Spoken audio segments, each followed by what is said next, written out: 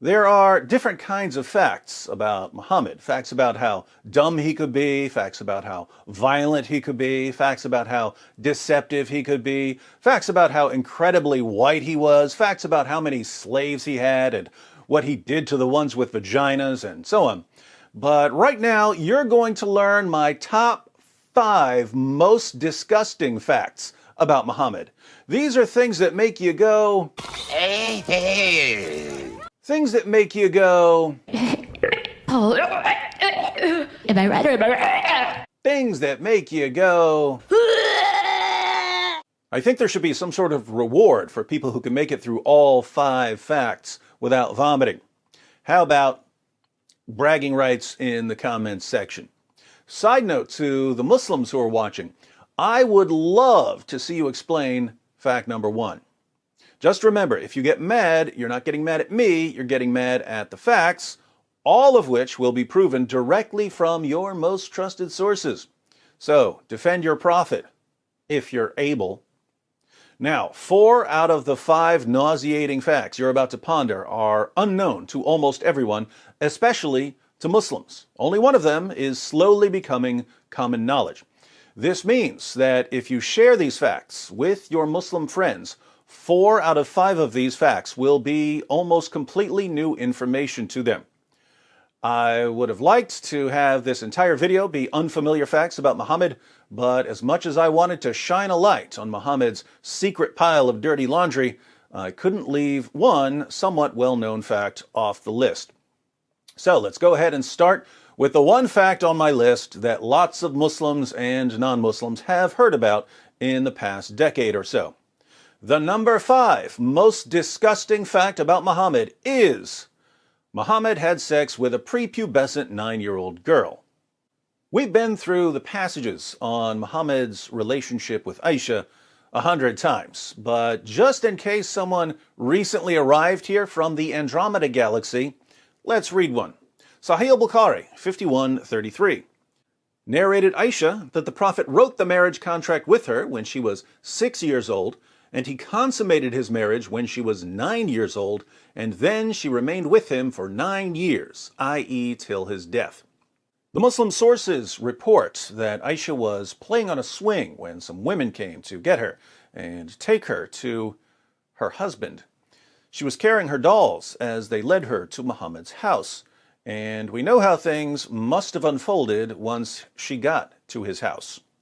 Clearly, he laid her down, took away her dolls, climbed on top of her, and forced his penis inside her. She didn't understand what was happening because no one bothered to tell her about sex. Frightened and confused, she cried because of the pain and bled all over her prophet's bed, but she tried to remain quiet out of respect for her new husband, who, in return, was endangering her life. Muhammad was more than 50 years old when he forced his penis inside his prepubescent 9-year-old child bride. But don't let that keep you from believing that he is, according to Surah 33, verse 21 of the Quran, a beautiful pattern of conduct. Glad we could get that one out of the way. Now for some fun. The number 4 most disgusting fact about Muhammad: Muhammad encouraged his followers to suck on each other's fingers. Islam is the only religion I'm aware of that promotes finger sucking. Sahih al-Bukhari 54:56. Narrated Ibn Abbas, the Prophet said, "When you eat, do not wipe your hands till you have licked it or had it licked by somebody else." Sahih Muslim 52:94. It was narrated that Ibn Abbas said, The Messenger of Allah said, when one of you eats some food, let him not wipe his hand until he has licked it or had it licked. Why did Muhammad want his followers to lick their fingers and to lick each other's fingers? He tells us, Sahih Muslim 5300.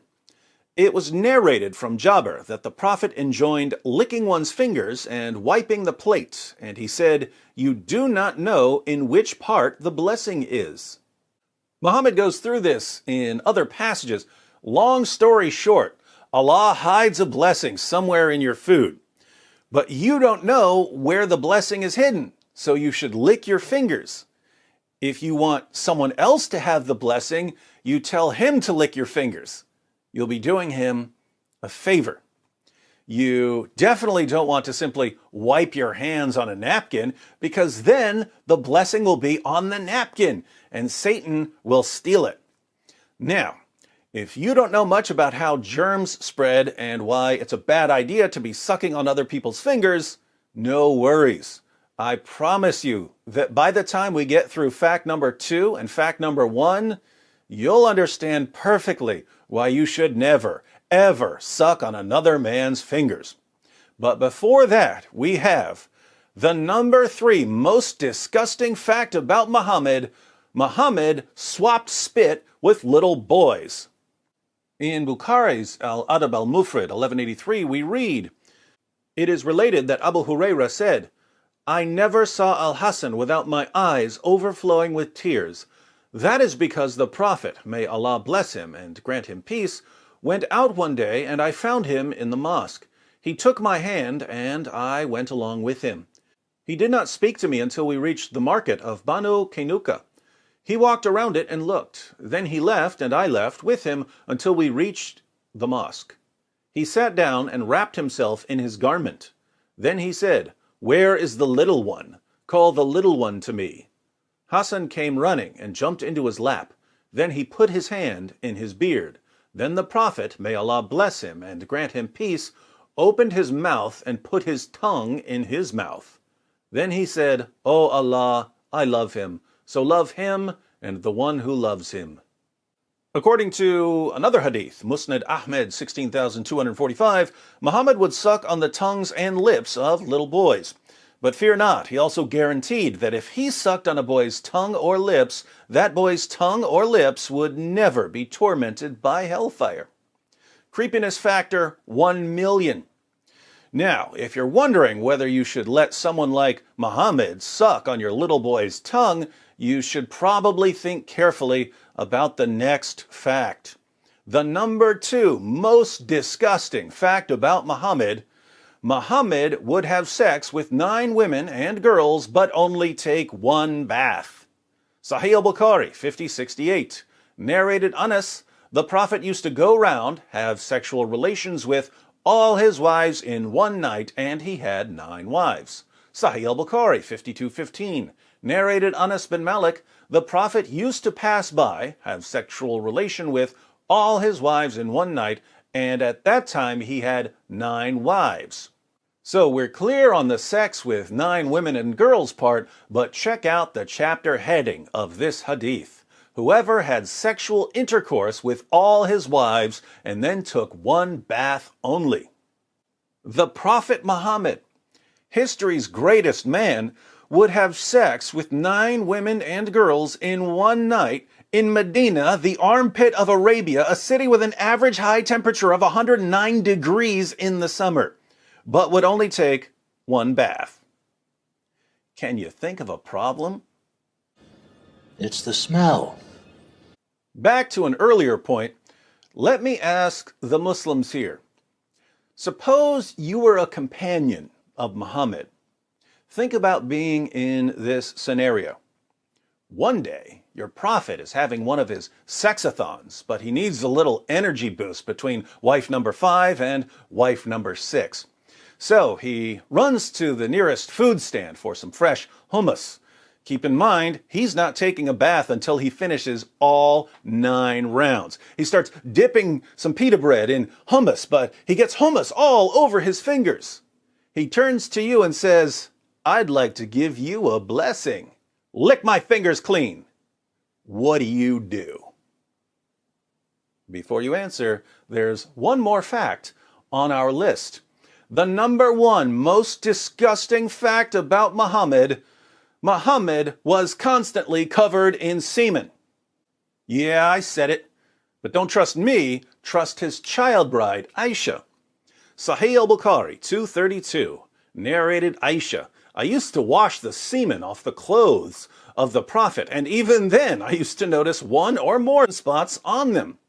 Sahih Muslim 669, it was narrated that Aisha said concerning semen, I used to scratch it from the garment of the Messenger of Allah.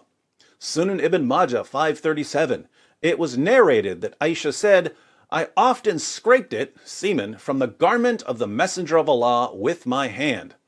Aisha, the semen-scraping prepubescent child bride. In Islam, she's called the mother of the faithful. Sahih al-Bukhari 230. Narrated Sulaiman bin Yasser, I asked Aisha about the clothes soiled with semen.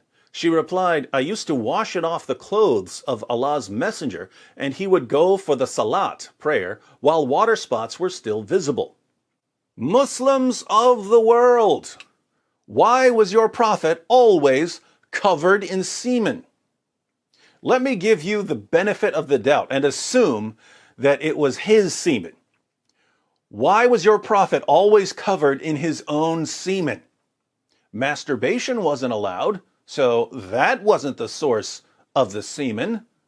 Coitus interruptus was frowned upon, meaning that he wasn't allowed to pull out of his wives or sex slaves. So where was all of this semen coming from? The most charitable conclusion here, if I'm being very, very generous, is that Muhammad must have used his garment, even the garment he would wear to the mosque, as a rag to wipe off his prophet penis after having sex. That's the nicest conclusion I can draw. Trust me, the other conclusions I can draw are much, much worse. Being as charitable as possible, because I'm a charitable kind of guy, I can only conclude that your prophet would have sex with 9 women and girls in a single night, use his own clothes to wipe off his private parts and possibly his wife's private parts after each round, take 1 bath after the entire 9 rounds, and not wash his clothes. Then he would put his clothes on and get ready to head to the mosque. And Aisha, the semen-scratching child bride, would see the semen stains all over him, so she would stop him and try to scratch off or wash off as much as she could.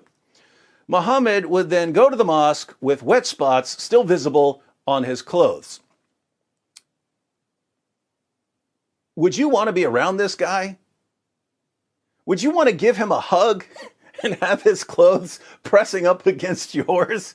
Would you want to suck on his fingers? Would you want to suck his fingers clean after lunch? Would you want him sucking on your toddler's tongue?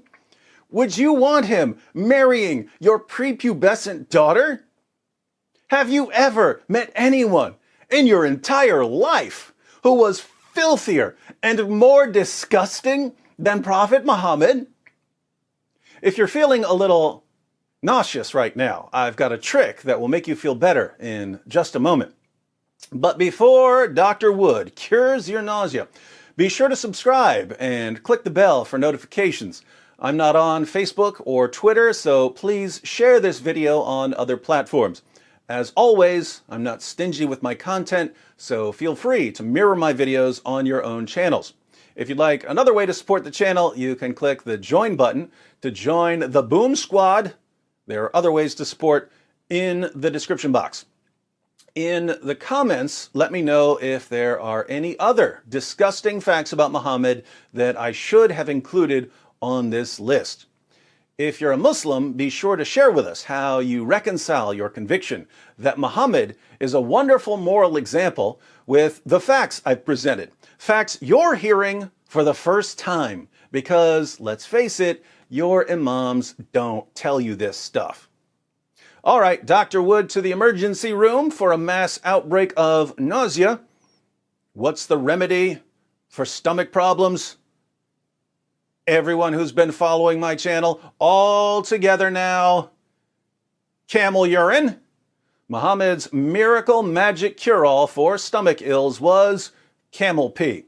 Of course, Muhammad told his followers that if you drank his urine, you'd never have an upset stomach again. Maybe I need to turn this into a top 10 list.